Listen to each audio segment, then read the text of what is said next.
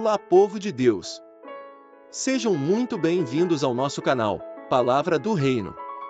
Nele você encontrará cortes de pregações que vão edificar a sua fé e que vão te aproximar ainda mais de Deus. Aproveite e já se inscreva em nosso canal para ficar por dentro dos próximos vídeos.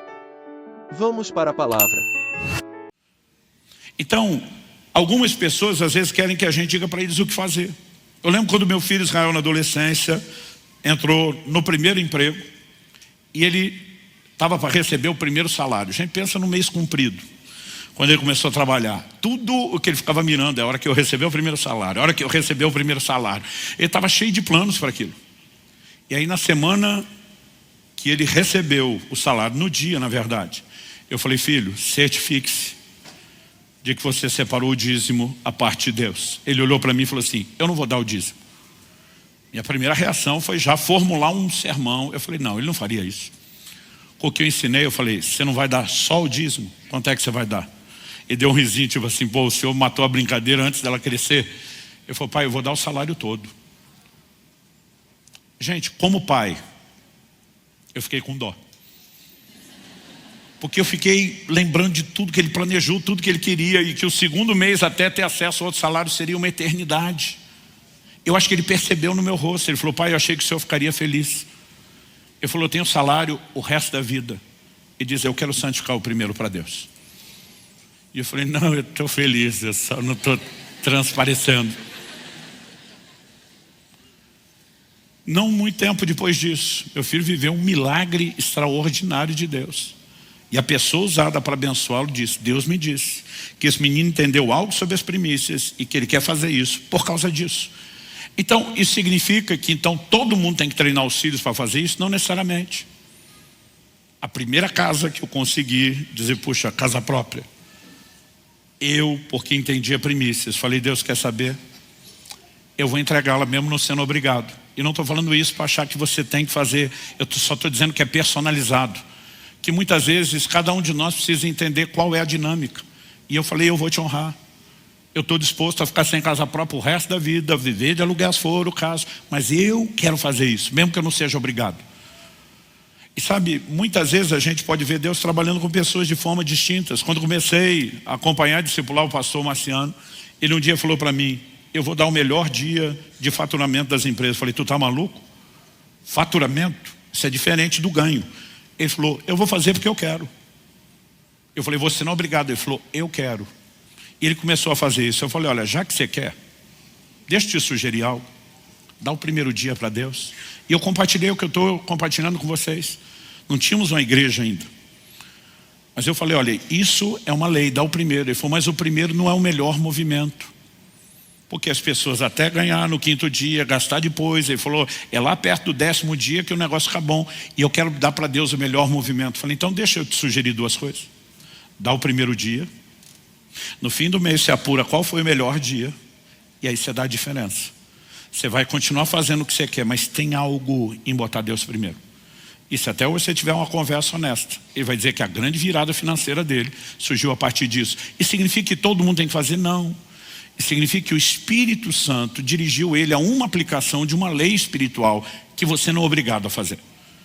Mas o que nós precisamos entender: existe uma lei, e essa lei diz respeito ao quê? A colocar Deus em primeiro lugar. Quando eu era criança, meu pai ensinou: vocês não vão dar só o dízimo. Vocês vão se comprometer com o dízimo antes de gastar o salário. Quando o crediário, compra programada, começou a se tornar popular, meu pai dizia: não empolgue em gastar antes da parte de Deus. Sabe o que a gente fazia? Estamos falando na época do finado talão de cheque, que hoje, né, a nova geração nem sabe o que é. A gente, antes de receber, a gente fazia o cheque do dízimo, consagrava e ficava com ele guardado. Porque a gente dizia: mesmo que não chegou a hora de entregar, nós não queremos comprar as outras coisas a prazo e tá investindo na gente antes de investir em Deus.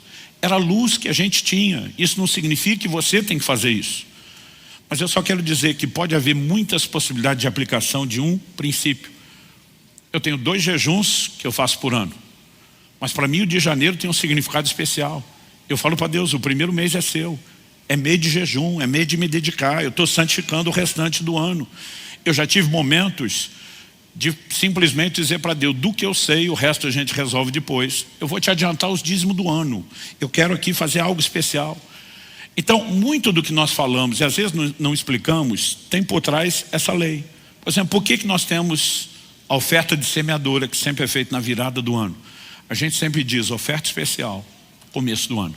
Vamos botar Deus em primeiro lugar, né? Então, há muitas formas, seja na vida financeira, ou em qualquer outro aspecto, como eu falei, a hora do devocional, o dia do nosso culto, onde a gente pode aplicar a lei. A gente não olha para o Novo Testamento e diz, tem uma oferta específica chamada oferta de primícias. Isso também não significa que se algum de nós quiser fazer, não possa. É por isso no nosso envelope, eu acho que ainda tem, né? A contribuição eletrônica, faz tempo que eu não pego no envelope. A gente fala dízimos, ofertas, primícias. Às vezes as pessoas falavam, o que é isso? A gente dizia, uma hora você vai saber. Em algum momento você vai entender. Então, a minha sugestão aqui não é dizer para você o que é que você faz com a lei. É dizer que você precisa entender que há algo onde Deus comunica claramente, o primeiro lugar é meu. Você deve manter isso claro no seu coração e comunicar isso. E Deus está dizendo, a minha intenção não é eu tirar proveito disso. Deus está dizendo, a minha intenção, quando eu boto esse efeito regulador de você me reconhecer em primeiro, é abençoar você. Porque como a gente está falando desde o início, se nós tivermos uma relação errada com o dinheiro e as coisas materiais, vão concorrer com Deus. Mas se o primeiro lugar de Deus está protegido, Ele diz, eu posso te dar muito mais desse negócio. Porque Ele não vai concorrer com o meu lugar, ainda vai servir o meu senhorio e o meu propósito. Quem está entendendo, diga amém.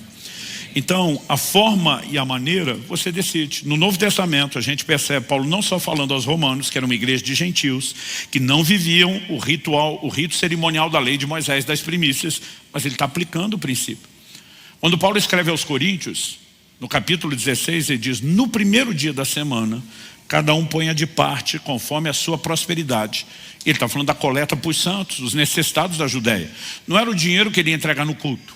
Era o dinheiro que ele ia guardando em casa, até a hora que Paulo chegasse, um fundo tinha sido preparado. Por que Paulo está dizendo no primeiro dia da semana?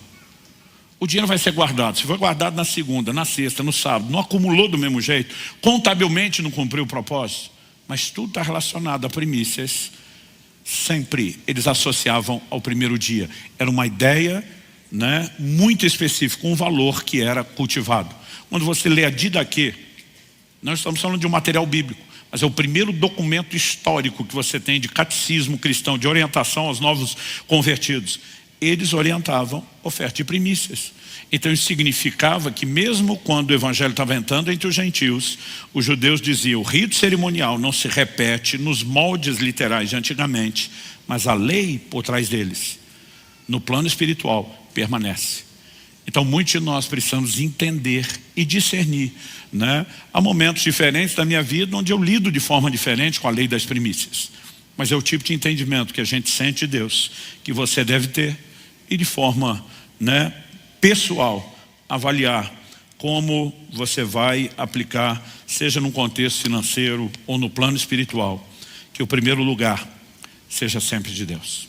Você recebe essa palavra em nome de Jesus? Vamos orar. Pai, nós te pedimos mais uma vez, não só aqui e agora, mas mesmo depois de deixarmos esse lugar, que o entendimento da sua palavra possa prosseguir trabalhando em nós. A capacidade de refletir, de meditar, de avaliar, de procurar, ó Deus, caminhos práticos para vivermos aquilo que temos aprendido, que ela seja guiada, dirigida pelo Espírito Santo, e que aquilo que o Senhor começou não só continue, mas como temos orado e clamado culto após culto, que isso cresça, que isso se desenvolva dentro de cada um de nós. Nós queremos viver a plenitude do teu propósito, a plenitude do relacionamento com o Senhor, e oramos que o Senhor nos guie em cada fase de crescimento, de avanço, de progresso na fé, sempre com claro entendimento das leis espirituais e também com a direção prática e personalizada de como podemos viver isso tudo de maneira que te honre, te exalte, te glorifique, e ao mesmo tempo, assim como o Senhor guia Abraão a santificar o primeiro filho de uma linhagem, assim como o Senhor guia Josué a santificar a primeira de muitas cidades seriam conquistadas.